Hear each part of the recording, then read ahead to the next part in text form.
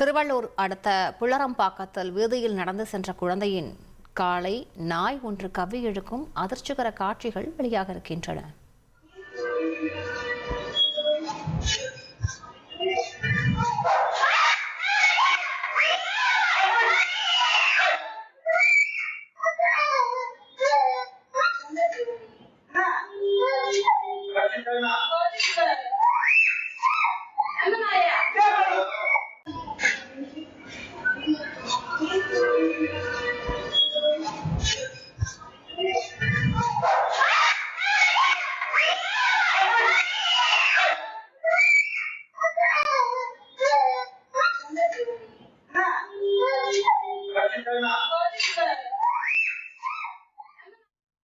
கூடுதல் விவரங்களை செய்தியாளர் பாலாஜியிடம் கேட்போம். பாலாஜி, அந்த குழந்தை தற்பொழுது எப்படி இருக்கிறது? விவரங்களை பதிவு பண்ணுங்க.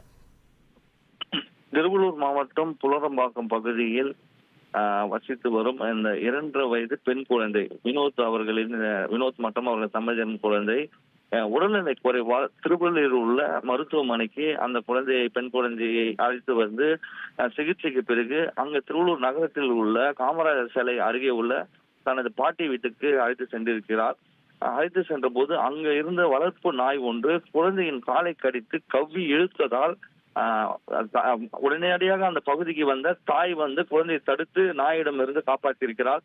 அதாவது குழந்தையின் உயிர் அதிர்ஷ்டவசமாக தப்பி இருக்கிறது. உடனடியாக அந்த தாய் திருவள்ளூர் நகராட்சிக்கு புகார் அளித்ததின் பேரில் தற்போது அந்த நாயை நகராட்சி ஊழியர்கள் பிடித்து சென்றிருக்கிறார்கள்.